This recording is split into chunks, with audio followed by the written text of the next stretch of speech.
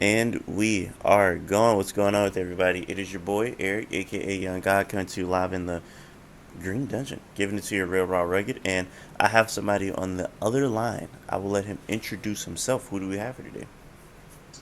Hello, Eric. It's Grande Mahogany. That's my artist name, but my real name's Jesse. Um, yeah. Hey man, how are you doing today? What else want to know? I make music. Um, I make sort of it's a melting pot of alternative rock, psychedelic, R&B, funk, all kinds of things together. Really. Hey man, how you doing today? I'm doing good. I've had a really chill day today. Yeah, I just spent some time at home. And about to go to a birthday party after this, so that's why I'm just all nice. But I'm usually dressed all nice anyway. So Now you definitely a fly brother for sure. You definitely always got something on for sure. I guess to kind of take a step back, I want to hear it from your perspective of how we even got here. Like me and you. Like I'm very curious of like from your perspective, how did me and you like find each other? um, shit, I'm not quite sure what the year was. I think it was 2 years ago, maybe. Was it 2 years ago? Maybe three.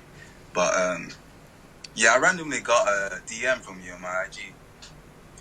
You sent me a voice memo, and you were like, you bumped into my page searching for something else, and you thought that my page was like a tribute page, and then you realized that I'm an actual person making music right now, and then you just like yeah, you sent me a message, and you've been sending me messages like since then, and been really like rooting me up. Um, yeah, and I've been really grateful for that. It's like every time I hear you send it, like hear one of your messages, it gets me so excited. Like, yo, that is the funniest fucking guy.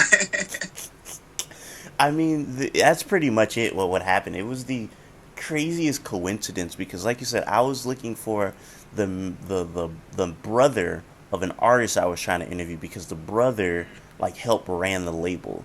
This is a guy named James Vincent McMorrow, and his Yeah. brother. I was emailing with his brother, but I couldn't find his email, so I think I was trying to find like the label's Instagram page, and for whatever reason, I saw your profile picture popped up, and I think it was black and white. It was like you playing the guitar. I think it was the cover of the first project you put out. What was the label called? Like, what did you search in? I would have to look it up. It's something. Whatever label James Visick McMorrow was on, somebody could look that up in like Yeah, 2021.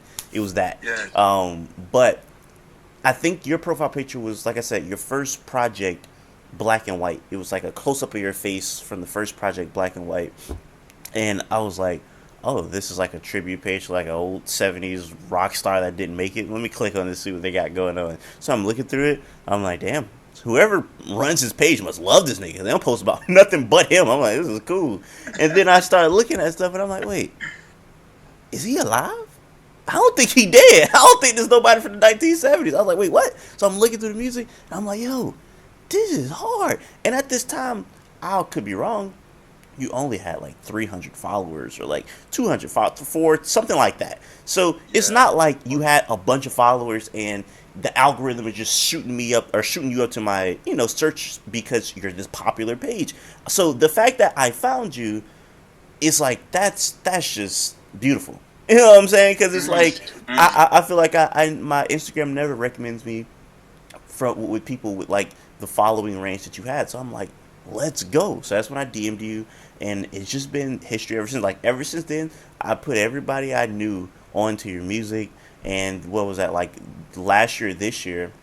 I had to been this year. That's when I put Fantano on, and I was like, I've only put Fantano on to like two other artists, and I was like, I only send him people I think that are like really amazing. So I was like, I gotta send him you, Wow. and shout out to him for. I think I sent it to him, and I don't think he opened my, I don't think he opened my message. So then I resent it to him. I was like, hey, I never bother you about things, but I'm gonna bother you about this. He was like, oh, I missed it, my fault. And that's when he heard it. He was like, "Oh, this is really good. Like, who is this guy?" And I told him the story, and he was like, "This is interesting. I got to do some more research on him." And You know, he kept up with you, and to see him review your album, that had me really hyped because I was like, yo, he really liked it that much that he wanted to review your project. That was crazy. Yeah, that was crazy. I didn't really, I wouldn't have never expected at this time of my career or whatnot that someone like Fantano would have been even like slightly interested in that. Um, yeah, it was pretty surreal. It was pretty surreal, especially like I don't really follow Fantano like that, but I now and then I always happen to bump into his videos, and I'm like, oh, this is that dude that gives bad ratings to everybody. So I was like, that wasn't even crossing my mind that he would be into that. But yeah, I appreciate it so much, man. It's like it's really yeah, I feel like it's done a lot. It's done a lot, and yeah, it was sick. It was sick. No, For shout you to out to do him. that. Shout out to him. He was. I remember when I sent And it to him. Huh? yeah, shout out to him. Shout out to you as well, man. No, for no. I shout out to him because I remember I sent it to him, and then one of his first reactions was, "This is perfect because I've been looking for music like this, and I've been looking for like smaller artists to like post on the channel to like give them like a spotlight or whatever." So it was the perfect combination of you being a smaller like upcoming artist and you making the music that. I mean, if they don't like, I was about to say making music that he wants to hear, but you make the music that I feel like people with ears want to hear. You know what I'm saying? Like that's what connected me with you because I started posting you everywhere I could once I found it, and 98% of the people was like, this is crazy, like what is this?" So before we really get into the creaks and crevices of this interview, I just gotta say thank you for being just an amazing artist because a person that likes music or loves music like me, I appreciate you and your music, so thank you. I just wanted to start that off by saying thank you.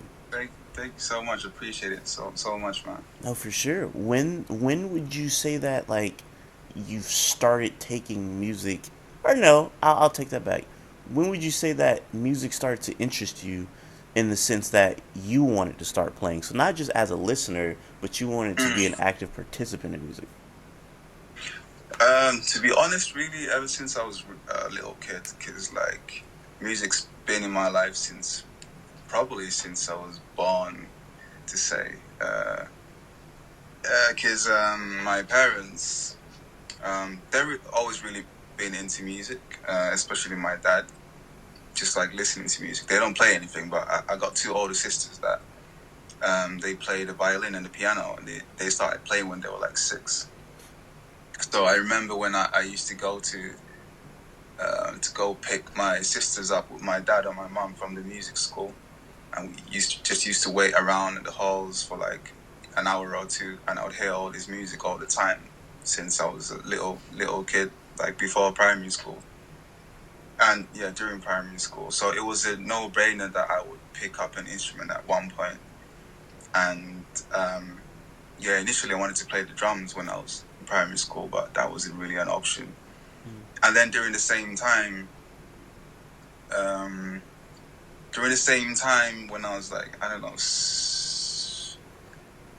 I don't even know what age I was, but around the time Guitar Hero came out, a little bit before that, I was put on to like the Doors and Jimi Hendrix and like Eric Clapton. And my dad used to listen to a lot of like Tom Jones, Eric Clapton, Nora Jones, Elvis, James Brown.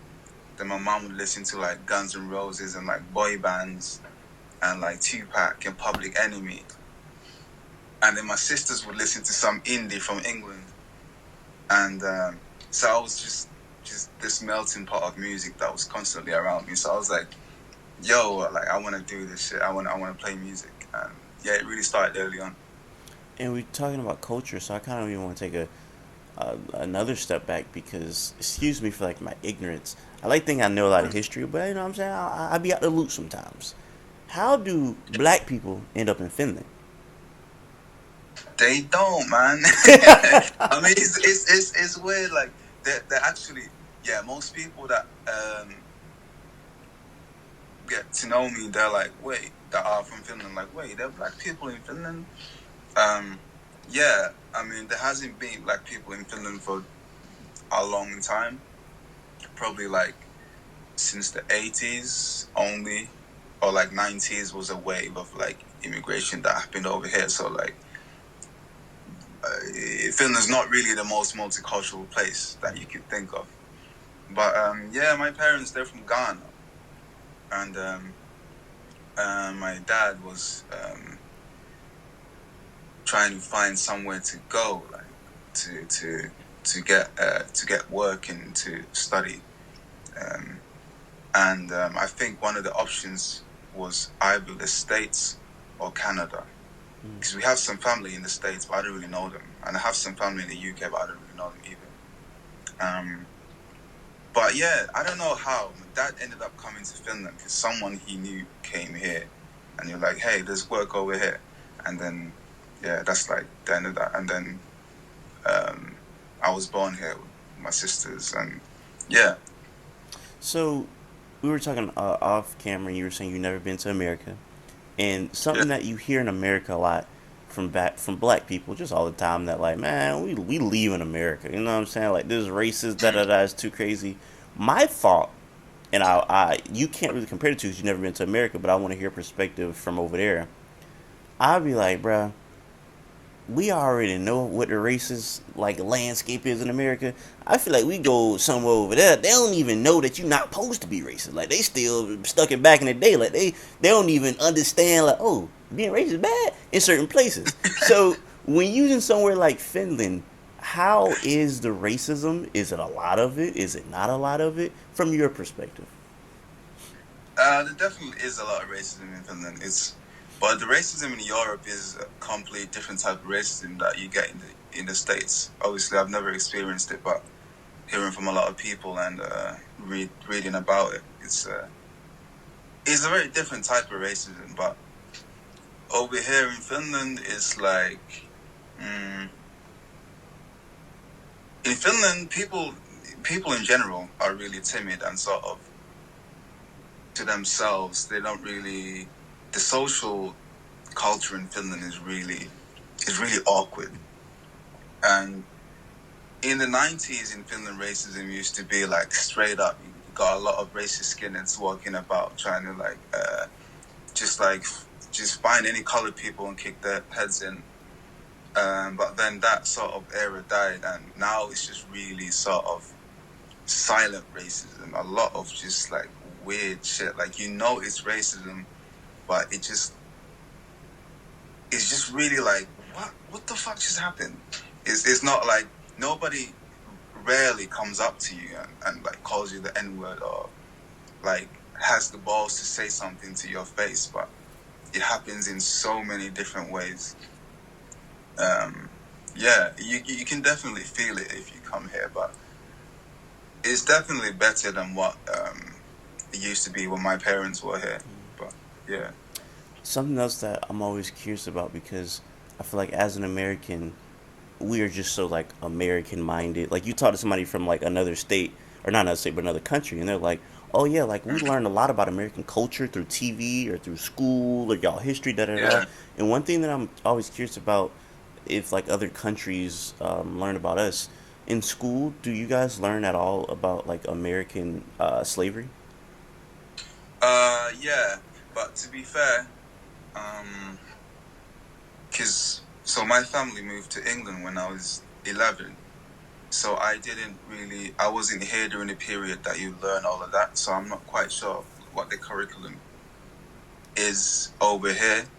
But in England, we did learn about slavery. I remember that first lesson we learned about slavery, and I opened the book, and there was like some burnt black dude on the fucking tree or some shit, Mm. and I was like, whoa. Um, yeah, it was pretty. Yeah, it was pretty weird. But yeah, I learned a lot about it through my dad as well, because he's really into his history and politics, and he's been to the States. All right, and we are back. I'm gonna do something I never did. I think we lost connection or whatever, but I was Mm. going nowhere with that question, so I'm gonna start it back up as if that didn't happen. So I'm gonna reword that question and make myself look I a little bit more smarter. But no, rewind. essentially what I was asking you was, growing up in America, Depending on like who your parents are, who your family is, what school you went to, you learn a lot about like Black history in America. You learn about Black history in other places. You just really taught a lot about like black.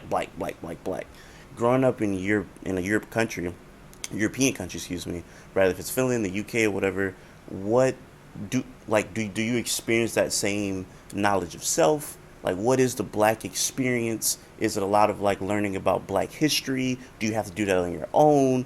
Like, compared to what you hear about Black Americans and how they are, how would you say the Black experience relates to that when it comes to like learning about self and history and things of that such? I think in Europe you definitely, well, at least places that I've been in, like you, at least for me, I ended up learning a lot about black history on my own. Um, I didn't really know too much about it at first, and especially in Finland, it's like, at least when I was growing up, you were always like the only black person everywhere, like the only black person on the bus, the only black person at your class, at your school, or not, maybe not your whole school, but at least in your class. Mm. And I feel like you're always sort of a little bit of a, I wouldn't maybe say spectacle, but people don't really know much about you or your culture, which brings a lot of prejudice and a lot of just fucking weird interactions with people. Um, and you sort of like, see, to me it was weird because like, to me in Finland, in the beginning, I mostly had white friends. And well, some of my best friends were black, but I only had like one black friend, and most of my other friends were white. And until we moved to the UK, and actually until I went to London for the first time, I was like, whoa! Like I was on a bus where everybody was black in Peckham. I was like, yo, I didn't know this is possible. I was like, I felt really weird because I was always used to being surrounded by like mostly white people. And I think when we moved to England, I started really learning more about Black history, and I started sort of watching films, documentaries, reading about that stuff. But when we learned about that in school, it was a really, really, really small portion. You don't really get to know about, you get to know about Martin Luther King a little bit, Malcolm X a little bit, and then the slave trade, the Atlantic slave trade, how it all worked out and stuff. But it's a really small sort of, you're gonna have to sort of like research that shit for yourself if you want to know about it. You know, when Uh, like, I didn't mean to cut you off. I'm sorry. no, it's cool. No, no, I was just gonna say like, growing up in America, like when somebody's like the only Black person growing up around white people, like since like a child, they usually just take that as like, oh, this is what it is. They start kind of Yeah, acting like the white people, dressing like the white people, talking like the white people. Really, you can't tell them they not white. You know what I'm saying? So you yeah. growing up around that, having like a little bit of Black people around you, but mostly white people. Did you ever have that like, shit, like I'm just like them, or did you have like, damn, we're a little different when it comes to culture and the way we da da da. You know what I'm saying? Or were you kind of just like, damn, you know what I'm saying? We the same. To me, it was like kind of like it is what it is. I didn't really understand a lot of things for a long time, and I didn't really. I got along with everybody always, um, but some different things. I'll start like pondering or thinking about why are things like this, and why are some of the comments people are saying, like, why are this, what are they saying it for? And then at one point it sort of, I was questioning kind of like my identity a little bit. And I feel like, a lot of people go through that when you feel like you're too black for the white people, but too white for the Black people. Like, I feel like I had that thing going on for a little bit, and kind of like, yeah, trying to tone it down for both sort of parties in a way. But yeah, I feel like it's only until I really, like, I don't know, I was like 18 and over that I just like, yeah, just started being myself 100%. And then I started having more friends, like most of my friends, from different cultures, different backgrounds, and just like even split, No, yeah, like and what? people to actually share all these experiences and knowing that like most black people or people of minority in Finland, when we talk about this stuff, like we all realize, we all went through the same thing. We all had that same type of Yeah. yeah. No, looking at the people you hang out with, I do think like, boy, this nigga know everybody. This nigga know black person, white person, Asian person, short niggas, tall nigga. This nigga, he know everybody from every background. So it made me Yeah, think like Finland is a very diverse place because I see with so many people. But as you say, like it's not really that diverse. You just got to find that small pocket or those small pockets of people to yeah, make a community with. 100%, 100%. Got you. That's what it. You ended up making a community with this guy, which is my favorite comment on the Fantano review. Mm. I cut off his name on accident, so and I took the screenshot like a long time ago. So whoever commented this, if you see this, shout out to you. He said, when I was doing my civil service, the Finnish non-military alternative to the conscription, at the service center at What's it called, man? Lapijärvi. there you go. I Yeah. was not finna get that wrong. I was going to pass that to you. The bed in my room had the name Grande Mahogany written in the marker on the bottom of the top bunk. I'm not sure if it was actually him who wrote it, but I like to think so. That was me. That was me, man. When you seen Yeah. that comment, what was your reaction? I was like, holy fuck! I actually did not remember that because I actually have a picture of it on my phone. Like, actually, I remember I had posted on my IG story, like when I was there, when I had written that at the bunk, and I forgot about it. And when I saw that comment, I went through my old archive. I was like, oh shit, there it is. But yeah, in Finland we got conscription. So you either when you turn 18, you got up till 27 or 29 or something. You either have to go to the army for a year or half a year, depending on your case or the situation, or you have to do like civil service, which is, I don't know, work at a library, work at some kind of place for a year, and yeah, and before that you go to like a camp for a month where you just learn basic stuff. So yeah, that was the camp, and yeah, What'd you end up doing? I worked at this venue. I actually had a really rare sort of opportunity to work at this music venue, and it was hands down one of the best years in my life. I got to meet up so many sort of legends in the Finnish music scene. It was really chill. I got to meet a lot of old school rock guys and people that have been around since like the 70s. Like I met some dude that opened this guitar shop in Helsinki in the 70s, and that guy, I jammed with them. It's a bunch of old guys smoking weed in a circle. They were playing the blues and shit, like a bunch of old white guys. And it was funny. They're all looking at me like I'm some like crazy American guitarist dude, like just staring at me. And I'm just some kid, like. That's funny. And yeah, it's funny. It's funny.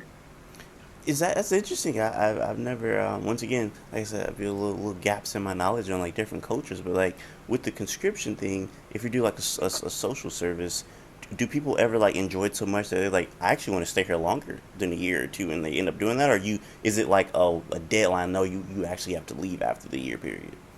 I mean, if you end up making a good amends, good relationship with people, then I'm sure that you can stay. For instance, I did continue working with the venue afterwards for like half a year, and then COVID hit, and then yeah, that's a different story after that. But I'm still in contact with the people still. Gotcha. How old are you? But I'm 27, just turned 27. Yeah, Gotcha. No, yeah, that's cool. I mean, so it's like a venue that you perform at. yeah, a music venue. It's got the venue. A lot of different events happen there and gigs, and then there's like a bunch of rehearsal spaces there. So a lot of there was actually a lot of like legendary Finnish bands that rehearsed there. So yeah, I'd get to hang around up there, just taking care of all kinds of business and preparing the venue and sending emails to bands and all that kind of stuff. So I got to be around music and people that sort of, it gave me a leg up in all sorts of things, I think. What year was So that? I benefited from it a lot. 2019. 2019. So this is the same year Oh, that 18, actually 18. 18. Yeah. So this is the same, or this is the year before you No, dropped. wait, 19. It is 19. Okay, so it's Yeah. the same year you dropped the EP. Yeah. Got you. And that's so when I found you, that was kind of the only music that you had out was the EP, which was Yeah. what, 4 songs. So All songs. I, Yeah. I was kind of like harassing you almost like, hey, I need more music, bro. We got 4 songs out right now, nothing else. I need to hear more. And Yeah. what a great EP for people who've only heard the album. I would say go back a little bit and listen to the EP because I feel like that's a really Nah, great. don't say that. Nobody go listen to the EP, man. Fuck the EP. Fuck the EP. Fuck the album as well, man. Nah, just kidding. But That's so funny. How yeah, do you look fondly back on the EP? I don't really like it no more. I don't really like it that much now. I mean, we still play the songs. So our gigs, Brixton Funk and Hey It's Alright. Those 2 songs we still play live, and we have a sort of new rendition of those. And I like playing those songs, but I hate listening to the EP version of, because that was really the infancy, the birth, the beginning of everything. And I can just see myself as a little baby, you know? It's almost like I always hear artists say that it's like almost like they look back at like their older music and they get like that could have been so much better type of thing. Is that kind of like how you look at that? Like like it's kind of cringy listening to like the early stages for you. Yeah, 100%. I mean, it's getting cringy listening to the album now as well. Really? The album. So when the EP came out, I made the EP in 2018. My good friend and my neighbor helped me record it, so we sort of did it together.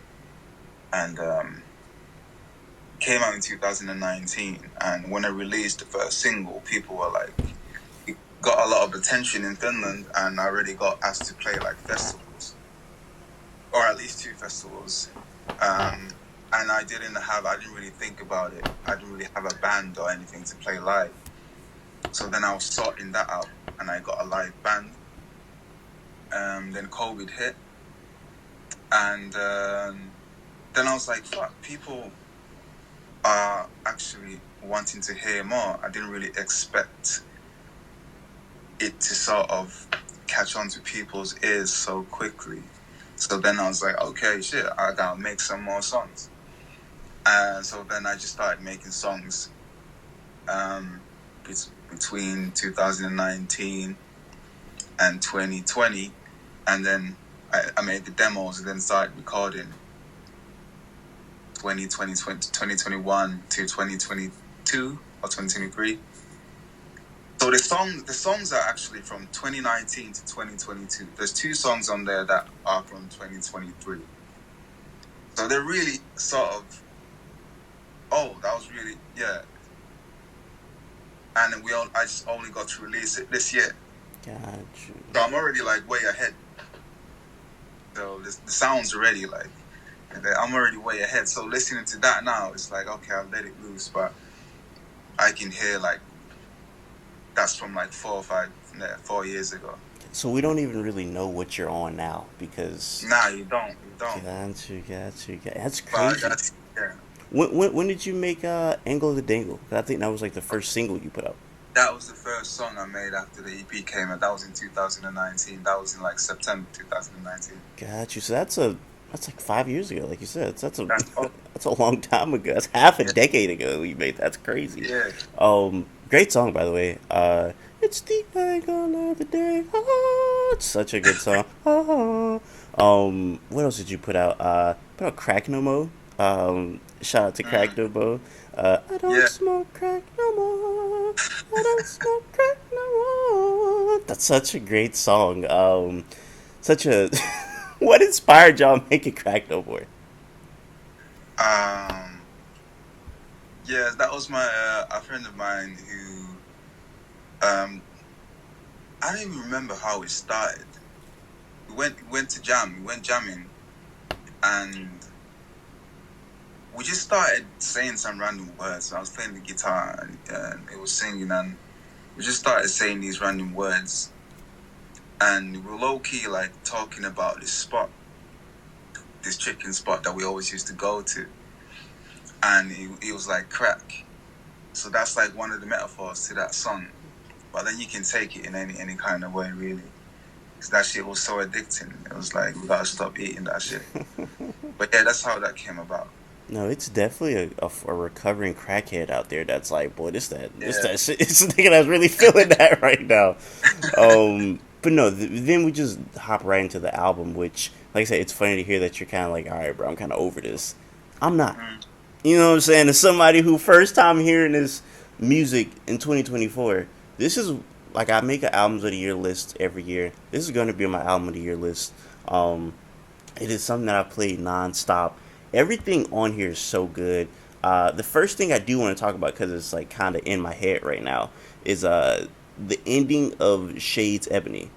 So mm, not the ending because it's the ending where the production kind of switches, not that part, but the ending mm, to the kind of I guess the bulk of the song. It sounds like yeah. somebody's playing a what do you call it? Somebody's playing a brass instrument mouthpiece at Mm. the very end. Is that what that is? Is that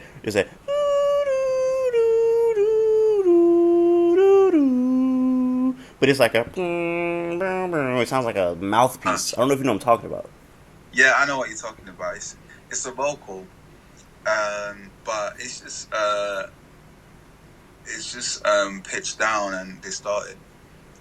It's this plugin called one of my favorite plugin sound toys, Alter. What's it called? Pitch Alter, some shit like that. Um, yeah, it's got this weird. It adds this weird kind of distorted, pitched up cadence. This weird thing to it. Was And that yeah, you? it's just that. Yeah, it's my voice. That's crazy. I thought that was like somebody took like a trombone mouthpiece and like just start blowing into the. Because that's what it sounds like when you blow into like. I don't know if I don't know if you play any brass instruments or what that sounds like, but that's what that sounds like when you just blow into it. Yeah, man. Yeah. I got a saxophone. Really, Yeah. I couldn't get down saxophone. I tried it, but like the reed, I just wouldn't fit like my mouth. Like I couldn't.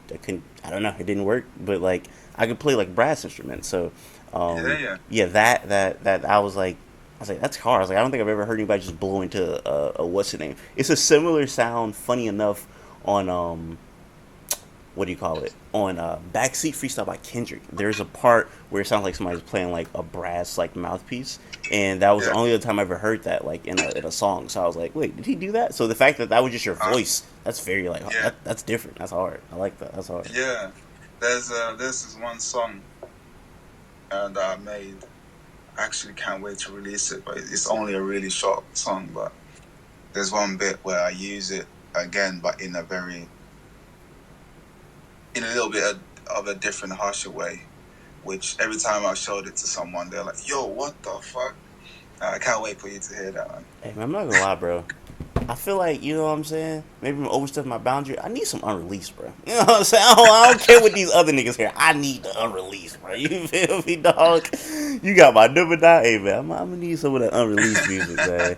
Um, Yeah, we'll see. We'll see. but I that's don't want you to leak that shit, man. nah. I'm gonna say when a nigga say we'll see, that mean he not finna say that shit. But but Yeah. Thunder Curls is really fire. That was one of the singles that came out. Such a good video. I really do like the way you do your visuals. But that Mm. song is so good.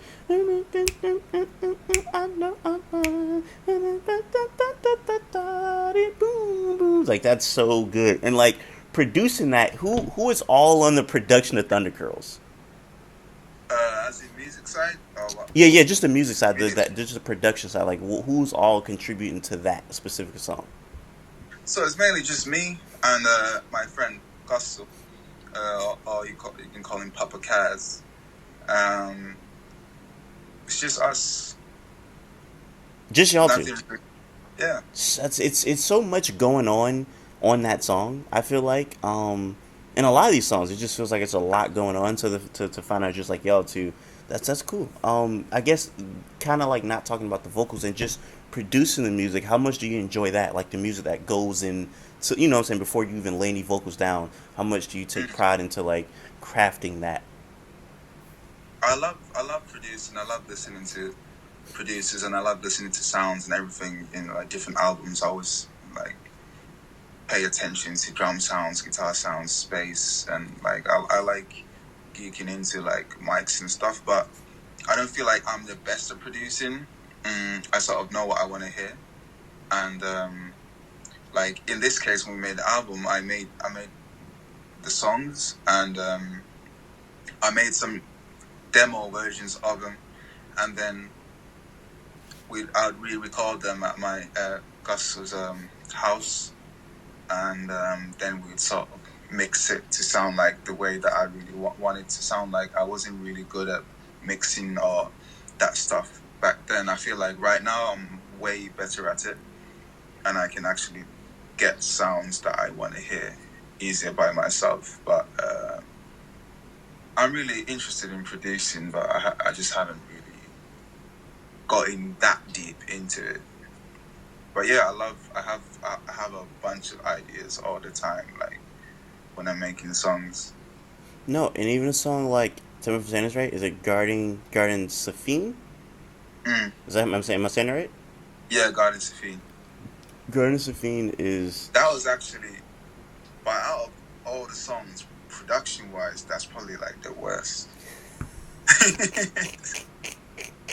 Wait, let me Like, confirm something. Wait, before I say what I'm finna say, tell me why you say that. mm, maybe I'm biased right now because the way that we play it live and the way that it could sound like, um, it just sounds like a really, what's the word that I can use for that? I don't know, but there's a lot of things that I would have done that I would do differently right now. And but it's always when you've got new songs that you've been working on, and there's new things that you know now. There's new ways of doing things. You want to implement them, or you wish to hear them from what you know now. So you're always comparing things to the present. So I think that's one of the reasons why I'm like, I would do everything differently Yeah, on that one. my eyes lit up because I remember watching that Fantano review and looking at the description, and in the description, his least favorite song is that song. So here you say you also not really that like that's kind of the song you just kind of that's interesting. Yeah, it's one of my favorite songs to play. Mm-hmm. But from the album, like if I listen to my albums, sometimes I do. Usually, when I listen to my music, I listen to it more from a perspective of how can I make things better or blah blah blah. But I usually would skip that song. And I love the atmosphere of that song. So like me personally, I listen to that song and like it sounds like I'm in a garden.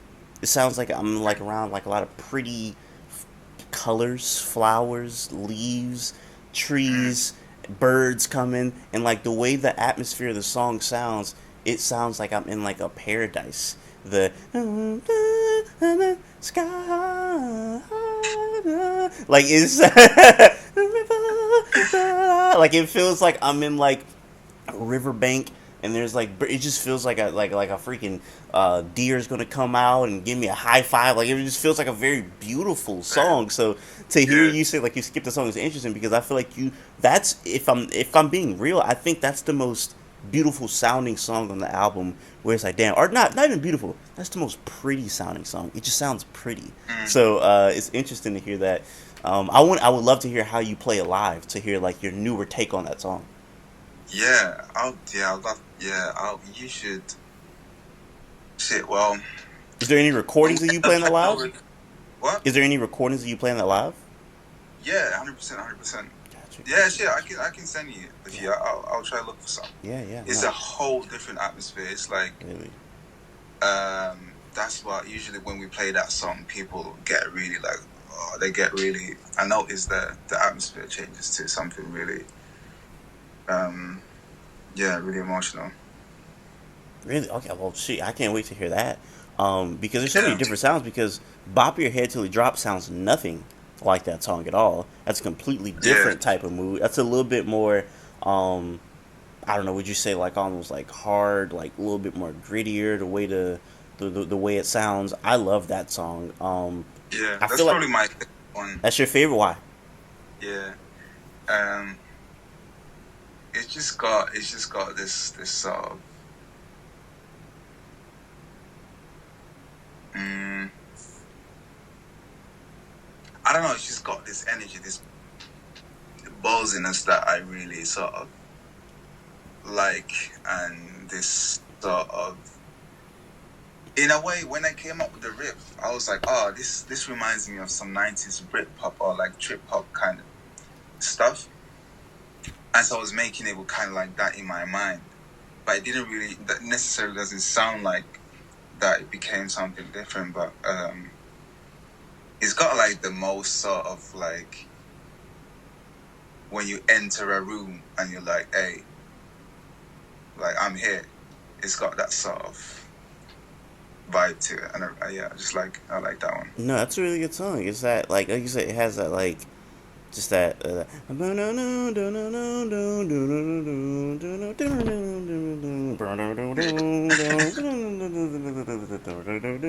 Yeah. Wow. Hey. Yeah. And that's one thing that's caught on to everybody. Everybody is always, if anyone singing any of my songs, they're always like, "Hey, get out of my way." I like, Yeah, that's such a good song. And then something that is like I said, sounds nothing like these songs that I just mentioned. There's so many different sounds on here. Was the outro, which is really interesting to me mm, because um, I'm like, is that the sample? Are you that's you sampling? Is that Jay Z? Donny Hathaway. Is that Donny Hathaway? Yeah, it's Donny Hathaway. I think it's Donny Hathaway. It's one of the only songs with a sample on it. Donny Hathaway's "Someday We'll All Be Free," Yeah, and Jay-Z sampled it, and Kanye. such a good Yeah, song. Such a good I song. hope I don't get in trouble for that.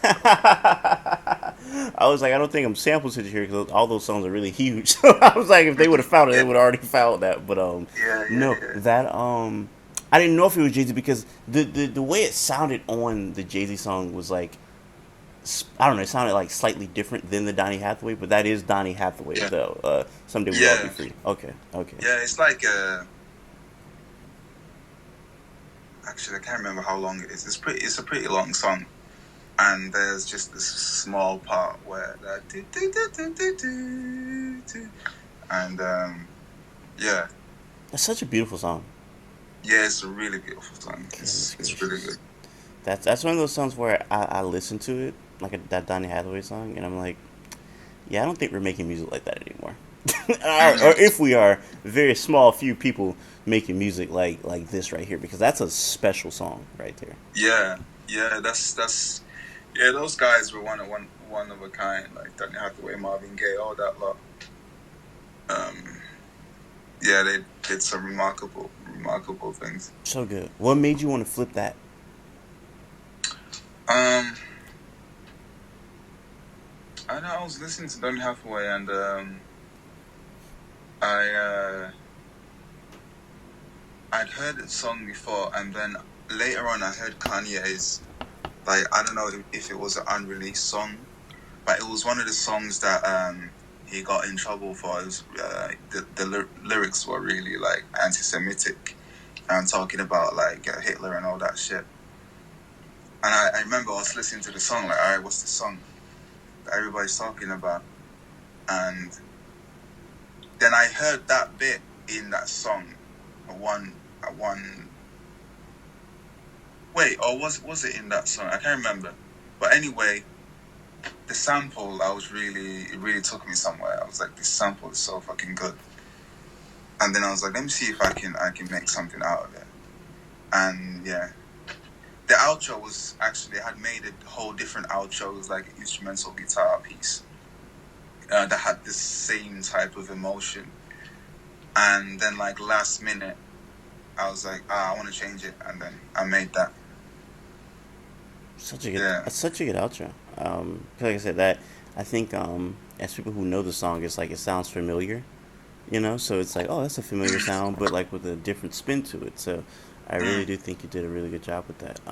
This whole thank time I'm you. talking, I'm just really wondering like, what is the next album going to sound like? Like, what does the new music sound like? Since we're hearing stuff from 4, 5, 3 years ago, what is the Mm, music that we're going to hear hopefully in 2025 going to sound like? yeah. It's still got elements in it that are really recognizable, and I don't think from now you probably like recognize the type of like what my voice is like. So there's it's hard to explain. It's got I don't know, it's just more refined, it's more mature, and it's more it's also got a lot of I've been playing around with synths a lot. Hmm.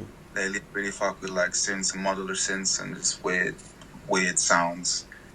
Um and I think it's a little bit more vocal because during the time of the album, I didn't really even have confidence in singing. To be fair, I'm not really a singer. I just, I don't know. But now I sort of enjoy singing more, and I kind of want to bring that up. So there's more sort of singing in it. Um, it's just way better. That's all I can say, man. It's like if you like the album, then you're in for a treat, I think. Well, before we get out of here, I'll be remiss if I don't talk about my favorite song on the album, which Mm, is "The Rhythm Is for That Way." mm, mm, mm. Ooh, bow, bow, bow, bow, bow, the blues it don't go away. Ooh, doo, doo, doo, doo. I That love it song when is, you sing, man. I love it when you sing, bro. bro. That song is, I would say that probably is my favorite just because it's the one that gets stuck in my head the most. Like Mm. I could be, I mean, nigga, I could be doing anything. Nigga, I could be goddamn trying to fix my car, change the oil, and then I'ma hear the blues, they don't go away. That's like the first thing I hear. That song gets stuck in my head so much. I don't know if this is one of the songs you hate or not, but that song No, is great. actually, yeah, I like that song. I like that song. I like playing it too. That song's about racism, actually. The It blues, was they don't like go away. It's like the blues from racism don't go away. Like the feeling of being down or. it's more. I tried to sort of provide the feeling of I had this occasion one time. I was at this bar and this white dude came up to me and was like, "Yo, you're so cool. I wish I was black because black people are cool." And that's what he said to me. I'm like, "What you mean? Like, you don't know what it's like to be black. Um, you just see all the sort of your idols or whatnot, and you want to be like that, but that's not what it's like to be black. Not, I mean, and it was basically about you kind of you can't have the rhythm. Um, you're always gonna, or you can have the rhythm, but you can't like. Um, there's always gonna be the aspects of prejudice and things that are gonna weigh you down, and you can always sort of go back to being comfortable in not having that when you're white, but when you're black, you always have that weighing on you. The blues is never gonna go away; it's always there. That was sort of the meaning behind it. The song is even better now. You made the song even better with the deeper meaning because Yeah. on top of the meaning, on top of me loving like the production behind it, I will also say that's one of my favorite vocal performances from you on the whole Mm, album. Like I said, it's super addicting. Um, just the woo, like they're harmonizing throughout the song. It's super duper mm. addicting. It stays in my head. So yeah, I would say if I had to say one is my favorite, it would probably have to be the rhythm because that's the one that gets stuck in my head the most. Such a good song. Thank you. Yeah, that's yeah. I'll probably say that's one of my favorites too. Super duper good. Um, Um, yeah. well, no, I was gonna say, I don't want to keep it for too long. I know you got a birthday party to attend. Um, Yeah, it's cool. No worries. no, you're fine. If there's any last words you want to say to the people watching, the floor is yours. Well, anyone who watches this, thank you for watching. Thank you for uh, listening to my music from now on, or if you've listened to it before. And first and foremost, thank you for being a fan as well. And really, like, I really enjoy your platform as well. It's something I feel like there's not too many people that do like music journalism like you. Sort of. Yeah, I'm kind of surprised. I mean, you interviewed so many like big artists and stuff, and I'm like, why the fuck aren't you as big as like Fantano or somebody? But you got your own thing that I don't think anyone can replicate, and uh, it's an honor to be here for you talking to you as well. Yeah. I appreciate that. It's an honor speaking to you because I think the same thing about you. I'm listening to this album and I'm like, this is by far not just like in the genre that it released in, not just with black people. This is the one of the best albums to drop this year. No matter if it's a small artist, a big artist, a mid-major artist, whoever, it's one of the best albums to drop this year. So I feel the same thing when I listen to you, and I'm like, why isn't this like on TV? Why isn't this like in a like? Because you make music that I feel like will be a I can hear a bunch of these songs being in like movies for like soundtracks and like scored in movies and things of that sort. So I don't know if that's something that you're interested in, like scoring TV shows or movies and like having uh like a hand in that. But I feel like you would make music too, like that people like for example, what's the like one we didn't talk about, the interlude? That is something that would like be in the As Grande as interlude. That is something that would be like in a movie for sure. I don't know if you hear that, but it's very cinematic. Yeah. Do you want to know a fact about that interlude? Is actually, on the EP, the song "Hey It's Alright." Hmm. There's this one part when the song switches and it changes to like the end. Um, it's that small. I sampled my own song. I Wow. sampled that and reversed it, and it's just that. This nigga's a musical genius, people. Just give it up for him. This nigga's sampling himself and flipping it. This nigga's insane. But Yeah. yeah, man, I appreciate your kind words, and I really do hope 2025 I can see you on a much more international base because I really hope people in America could find out about you. Because as I was saying off camera, people in America when they do find out about you, they're gonna be like, "This is different. This is a little weird, but I love it. Like this is like what I want to hear." So thank you for making the music that you make, and thank you for coming on the platform. And for anybody watching right Yeah. now, I appreciate you guys. Please go listen. I don't care what the nigga say. Go listen to the album. You know what I'm saying? I know he might not be a big fan of the album, nigga. Go listen to As Grande As because it is going to be one of the best projects that you hear this year. And I appreciate you guys watching. And until next time, I say what I mean what I say. Haters gonna hate, players gonna play, and you guys holler at your boy.